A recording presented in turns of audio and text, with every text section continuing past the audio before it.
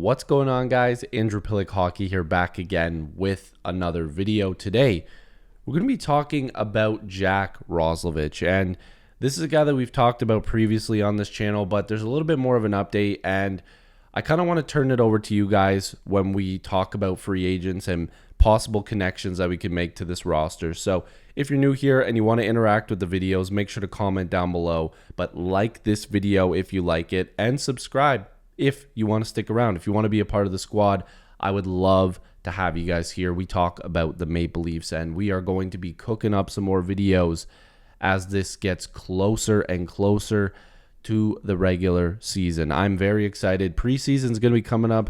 It's already August, the end of August. We're going to be getting September hockey soon. You know how they start doing those preseason games.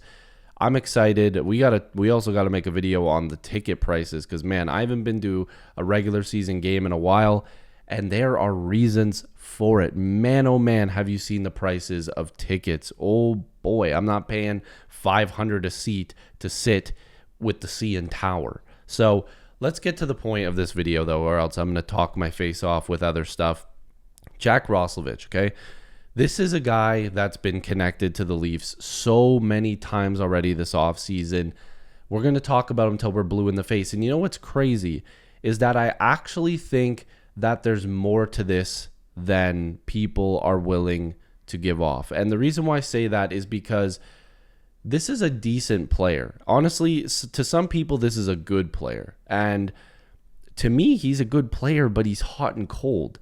And he's a guy that's very serviceable. He's a guy that can help you win, but where in the lineup? Where does he fit in? And I want to bring up a report from Elliotte Friedman recently, and he was doing a podcast, or I can't remember where he was, but I was looking for this quote everywhere, and I'm glad I found it. But according to Sportsnet's Elliotte Friedman, the Maple Leafs are still in on Jack Roslovic, partly due to his past ties with Austin Matthews. Now, one guy I think the Leafs are in on is Jack Roslovic.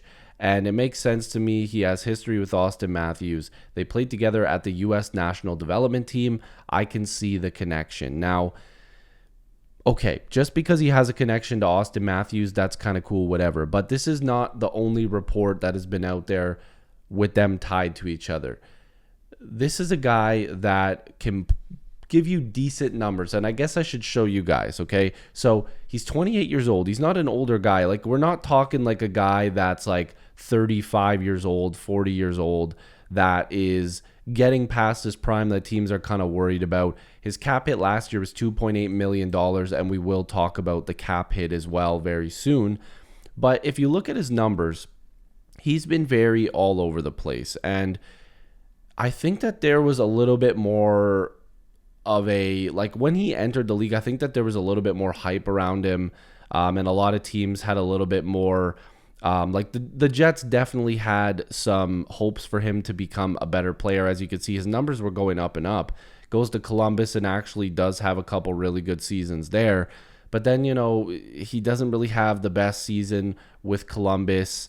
You know, his stint with the Rangers was okay, and then he goes to Carolina and gives you good numbers. Now, mind you, that's a very good Carolina Hurricanes system and roster, and he put up 22 goals, and people are like, well, if the Hurricanes don't want him, then like something's got to be wrong.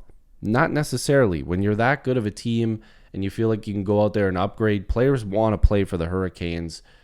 It's just maybe they just don't see Roslovic as a guy that fits on their team anymore.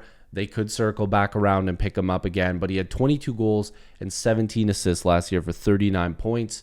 And, you know, his ice time wasn't too bad last year. I got to go back to that article. Yeah, 13.49 seconds. Okay, so just over like 13 and a half minutes, just under that. And it's like, or sorry, just under 14 minutes. I don't know what I'm talking about here, but just under 14 minutes. And he was really good. 22 goals to me is a really good player. And that's why I'm kind of puzzled, because if this guy is still sitting out, and there's been talks that the Maple Leafs and him have mutual interest, is Jack Roslovic waiting for the Maple Leafs to clear up cap space in order for him to fit into their system? And I kind of want to show you guys what that could look like. Now, The reason why I'm talking about Roslovic and saying where does this guy go and how much does he make, so I'm overshooting. I don't think he's going to get $3.8 million. I think it'll be closer to 3, but just for the sake of overshooting it and showing you guys what I've done, that's what I'm doing. So a cap space of 519,000 because I also traded David Kampf, and I'm not saying this is the trade that's going to happen, but I just did a cap dump to see if we could make this fit. Now, you're going to see Calle Jarnkrok's the odd man out. You've got Domi, Matthews, Nyes, which I think could potentially be the first line going into next season. You've got Michelli, Tavares, Nylander, Joshua, Lawton, Waugh. That's a line I really want to see. And McMahon, Roslovic, Lorentz. That also has Robertson and Thrun in the press box. And then you've got extra forwards like Pezzetta and Cowan. Your blue line and your goaltending stays the same, whatever. This puzzles me because I don't see where Roslovic fits into this team unless the Maple Leafs do something like this and they try Roslovic on the first line in order to maximize their depth and to see, okay, could we move Domi down the lineup? Could we have Jarnkrok traded, or maybe he splits time with a Bobby McMahon? Does Nick Robertson come back into the lineup?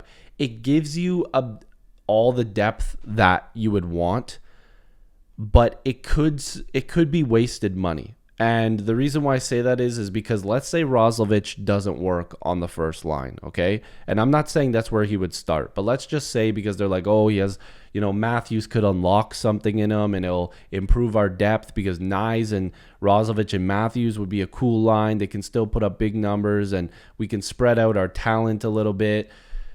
Again, I feel like Max Domi is in the same boat, but whatever. Domi's actually a good playoff performer. Roslovic hasn't really been that good of a playoff performer, so that should kind of tie into things here. I mean, I know you need a ton of forwards, but if he doesn't work out playing with Matthews, you can't put him on the second line because Michelli is more than likely going to get a big bulk of the time on that second line, and if he doesn't, I think Dakota Joshua is a guy that the Leafs are going to try on that second line with Tavares and Nylander. So Roslovic getting paid probably close to 3, if not more, on your third or fourth line might not make sense when you already have Dakota Joshua making over 3, Nick Waugh making 3. You've got Domi who's going to fall down the lineup as well, making almost $4 million. There's a lot of question marks. So I'm kind of turning this over to you guys. Jack Roslovic, great player in terms of like he adds depth, he can score some goals. Does he fit in with the Maple Leafs? Does he make sense to you guys as a guy that should be playing on this team? Do you want him? Do we need him? I'm saying we as if I'm on the team. But do the Maple Leafs need him? Should they even be doing something like this? Because to me, it still seems weird that both Roslovic and the Maple Leafs seem to be interested in each other, but nothing's happened yet. And he hasn't signed anywhere else. And we keep hearing that there's that mutual interest. I don't know. I think it's possible that they're waiting for each other. It's very possible. So let me know what you guys think down below. If you are new here, make sure to like this video and subscribe. Again, liking is very important. If you don't want to subscribe and you just like the content, liking this video would help a lot. Again, subscribe if you love it too. I would really appreciate that. And hopefully I'll see you in the next video or stream. Peace.